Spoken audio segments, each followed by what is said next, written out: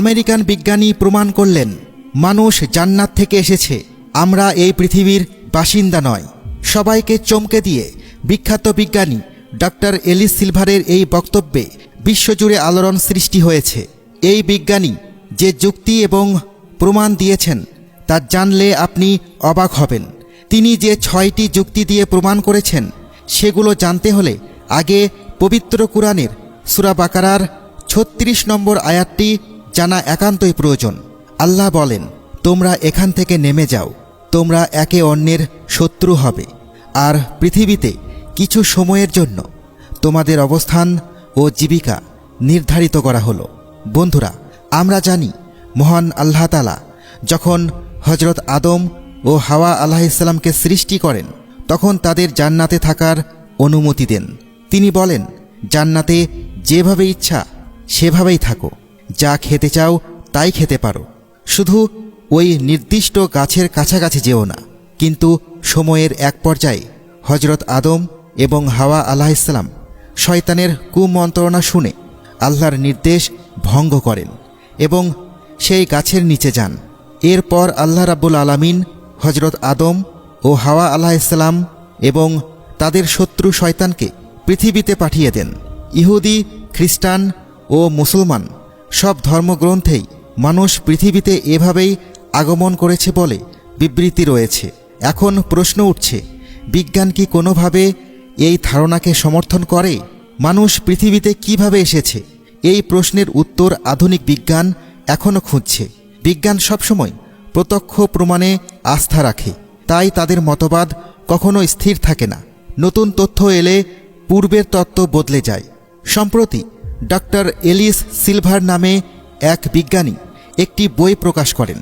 বাংলা অনুবাদ করলে নাম দাঁড়ায়, মানুষ এই পৃথিবীর বাসিন্দা নয়। বইটি প্রকাশের পর বিশ্বজুড়ে ব্যাপক সাড়া পড়ে। সেখানে উপস্থিত থিওরি ডারউইনের সেই প্রচলিত ধারণাকে সম্পূর্ণ বদলে দেয়, যেখানে বলা হয়েছিল মানুষ বানর থেকে সৃষ্টি হয়েছে। ডক্টর সিলভারের বক্তব্য হল, মানব জাতির প্রকৃত জন্মস্থান পৃথিবী নয়। মানুষ উৎপত্তি লাভ করেছিল অন্য এক জগতে এবং পরে সেখান থেকে তাদেরকে এই পৃথিবীতে পাঠানো হয়েছে। বন্ধুরা, বিজ্ঞানী এলিস সিলভার শুধু আমেরিকার একজন নামকরা বিজ্ঞানী নন, তিনি একজন ব্যাখ্যাকারী এবং বিখ্যাত ইকোলজিস্ট হিসেবেও সর্বজন পরিচিত। লক্ষণীয় বিষয় হল, বিজ্ঞান সাধারণত ধর্মকে ভিত্তি হিসেবে গ্রহণ করে না। তার ভাষ্যমতে মানুষকে যে স্থানে সৃষ্টি করা হয়েছিল সেই জগৎ ছিল অত্যন্ত আরামদায়ক, প্রশান্তিময় এবং সুখ স্বাচ্ছন্দ্যে পূর্ণ। সেখানে মানুষের জীবন ছিল শান্ত ও স্বস্তিদায়ক। সেখানকার মানবরা নরম মেজাজের, আরামপ্রিয় এবং পরিশ্রমহীন জীবনযাপন করত। তারা এমন এক পরিবেশে বাস করত যেখানে খাবার সংগ্রহের জন্য কোনো কষ্ট করতে হতো না। তারা সৃষ্টিকর্তার এতটাই প্রিয় ছিল যে সম্পূর্ণ শান্তিতে জীবন কাটাত। সেই জগতে প্রকৃতির বৈশিষ্ট্য ছিল ভিন্ন। সেখানে শীত বা গরমের কোনো অনুভূতি ছিল না, বরং একই রকমের পরিবেশ সর্বদা বিরাজ করত। সূর্যের কোনো আল্ট্রাভায়োলেট রশ্মি সেখানে পৌঁছাতো না, ফলে মানবদেহ কোনো কষ্ট বা ক্ষতির সম্মুখীন হতো না। কিন্তু এক পর্যায়ে সেই মানব সমাজ এমন এক অপরাধে লিপ্ত হয় যার প্রতিক্রিয়ায় সৃষ্টিকর্তা তাদের শাস্তিস্বরূপ এই পৃথিবীতে প্রেরণ করেন। আর যিনি তাদেরকে সেই জগৎ থেকে এই পৃথিবীতে পাঠিয়েছেন তিনি অবশ্যই এমন এক শক্তির অধিকারী যিনি পুরো বিশ্ব ব্রহ্মাণ্ড নিয়ন্ত্রণ করতে সক্ষম। তিনি ইচ্ছা করলে জীবন দান করেন, আবার ইচ্ছা করলে মৃত্যু ঘটান এবং সব ধরনের প্রাণী সৃষ্টি করতেও সক্ষম। বিজ্ঞানের ভাষ্যমতে পৃথিবী এমন এক স্থান যা মানুষের জন্য এক ধরনের কারাগারের মতো তৈরি হয়েছে, একটি স্থান যেখানে অপরাধীদের সাজা ভোগের জন্য পাঠানো হয়। মানব জাতিকে এমন এক গ্রহে পাঠানো হয়েছে যার 1 ভাগ স্থল এবং 3 ভাগ পানি, যেটাকে আমরা আজ পৃথিবী নামে চিনি। বন্ধুরা, বিজ্ঞানী এলিস সিলভার এমন একজন গবেষক যিনি দীর্ঘ গবেষণার পর তার বক্তব্য জনসমক্ষে প্রকাশ করেন। তার বইতে এমন সব তথ্য উপস্থাপন করা হয়েছে যা যে কাউকে চিন্তায় ফেলতে পারে। এবং এখনও পর্যন্ত কেউ সেই যুক্তিগুলোর সরাসরি বিরোধিতা করতে পারেনি। বইটিতে যে দলিলগুলো উপস্থাপন করা হয়েছে তার কিছু এখানে উল্লেখ করা হলো। প্রথম কারণ, পৃথিবীর গ্র্যাভিটির প্রকৃতি মানুষের সৃষ্টিকৃত স্থানের গ্র্যাভিটির তুলনায় সম্পূর্ণ ভিন্ন। যেখান থেকে মানুষ এই পৃথিবীতে এসেছে সেখানে মাধ্যাকর্ষণ শক্তি বর্তমান পৃথিবীর তুলনায় অনেক কম ছিল। সেই কারণে সেখানে মানুষের পক্ষে চলাফেরা করা বা ভারী জিনিস উঠানো অনেক সহজ ছিল। এই কারণেই পৃথিবীতে মানুষের মধ্যে কোমর ব্যথার সমস্যা দেখা দেয়। পৃথিবীর মাধ্যাকর্ষণ তা সৃষ্টি করে। পৃথিবীতে সৃষ্টিকৃত যত পশু পাখি আছে তাদের দেহগুলো এই গ্র্যাভিটির সঙ্গে সম্পূর্ণ সামঞ্জস্যপূর্ণ, কিন্তু মানুষের হাড় পৃথিবীর অন্যান্য প্রাণীর তুলনায় অনেক দুর্বল। দ্বিতীয় কারণ, মানুষের শরীরে যে রহস্যময় বৈশিষ্ট্য রয়েছে সেগুলো সচরাচর অন্য কোনো প্রাণীর দেহে দেখা যায় না। ডক্টর এলিস সিলভার তার বক্তব্যে উল্লেখ করেন, আপনি যদি পৃথিবীতে এমন একজন মানুষ দেখাতে পারেন যার শরীরে কোনো প্রকার রোগ ব্যাধি নেই, তাহলে তিনি তার দাবি থেকে সরে দাঁড়াবেন। কারণ বাস্তবে পৃথিবীতে যত মানুষ আছে তাদের শরীরেই ছোট বড় নানান রোগ দেখা যায়। বিপরীতভাবে পৃথিবীতে বসবাসকারী অন্যান্য প্রাণীদের দেহে এমন রোগবালাই সচরাচর দেখা যায় না। পৃথিবীর পরিবেশ ও প্রকৃতি তাদের শরীরের সঙ্গে সম্পূর্ণ সামঞ্জস্যপূর্ণ বলেই তারা রোগে আক্রান্ত হয় না। তৃতীয় যুক্তিতে তিনি বলেন, পৃথিবীতে কোনো মানুষ দীর্ঘ সময় রোদের নিচে অবস্থান করতে পারে না।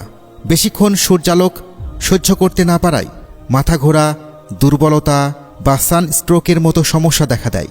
অথচ পৃথিবীর প্রাণীরা দিনের পর দিন রোদে থাকতে পারে, তাদের দেহে কোনো ক্ষতি হয় না এবং অসুস্থতাও দেখা যায় না। চতুর্থ কারণ হিসেবে তিনি উল্লেখ করেন, অনেক সময় মানুষ নিজের ভেতরে অনুভব করে যে তারা যেন এই পৃথিবীর জন্য নয়। এই অনুভূতি এক ধরনের মানসিক উদাসীনতা তৈরি করে, যা ঠিক সেই অনুভূতির জন্য যখন কেউ দূর দেশে প্রবাসে বাস করে। পঞ্চম কারণ হল, পৃথিবীতে থাকা সব প্রাণীর দেহ তাপমাত্রা অনুযায়ী নিজেকে স্বাভাবিকভাবে মানিয়ে নিতে পারে, কিন্তু মানুষের শরীরে সেই ক্ষমতা সম্পূর্ণভাবে দেখা যায় না। ফলে নানা ধরনের অসুখ বিসুখ তৈরি হয়। ষষ্ঠ কারণ, মানুষের শরীরের গঠন পৃথিবীর অন্যান্য প্রাণীর তুলনায় সবচেয়ে রহস্যময় এবং বিস্ময়কর। ডক্টর এলিস সিলভার তার থিওরিতে বলেন, মানুষের সৃষ্টি যে জগতে হয়েছিল সেখানে কোনো প্রকার খারাপ বা ক্ষতিকর উপাদান ছিল না। তাদের দেহকে সেই জগতের পরিবেশ অনুযায়ী গড়ে তোলা হয়েছিল, তাই তারা সেখানে কোনো সমস্যার সম্মুখীন হতো না। এ কারণে মানবদেহ অত্যন্ত নাজুক। পৃথিবীতে এসে তারা তাদের আরামের অনুসন্ধানে ব্যস্ত হয়ে পড়ে, ঠিক যেভাবে তারা পূর্বের সেই আরামদায়ক জগতে অভ্যস্ত ছিল। যদিও একজন বিজ্ঞানী আজ এই তথ্যগুলো জনসমক্ষে তুলে ধরেছেন, কিন্তু 1400 বছর পূর্বেই আল্লাহ তাআলা সূরা বাকারার 37 এবং 38 নম্বর আয়াতে মানুষের আগমন ও অবস্থানের বিষয়টি অত্যন্ত সুস্পষ্টভাবে উল্লেখ করেছেন। এটি হজরত আদম আলাইহিসসালামের সেই ইতিহাস যা আমরা ছোটবেলা থেকেই জেনে আসছি। বন্ধুরা, মানুষের সৃষ্টি রহস্য নিয়ে সময়ে সময়ে বিভিন্ন মতামত এসেছে। কখনো বিজ্ঞানীরা বলেছিলেন মানুষ বানর থেকে এসেছে, আবার কখনো দাবি করেছেন মানুষের উৎস নাকি মাছ থেকে এসেছে, কিন্তু বাস্তবতা সম্পূর্ণ ভিন্ন। আধুনিক বিজ্ঞান এখন যেসব উপাত্ত তুলে ধরছে তা বরং সেই সত্যকেই ইঙ্গিত করছে যা আমাদের মহান আল্লাহ তাআলা বহু আগেই পবিত্র কিতাবে মানুষকে জানিয়ে দিয়েছেন, তোমরা এই পৃথিবীর মূল বাসিন্দা নও, পরীক্ষার জন্য তোমাদের এখানে পাঠানো হয়েছে এবং আখিরাতে এই পরীক্ষার ফল ঘোষণা করা হবে। হজরত মুহাম্মদ সাল্লাল্লাহু আলাইহি ওয়াসাল্লাম একটি হাদিসে বলেছেন, দুনিয়া হচ্ছে মুমিনদের জন্য জেলখানা এবং কাফিরদের জন্য জান্নাত।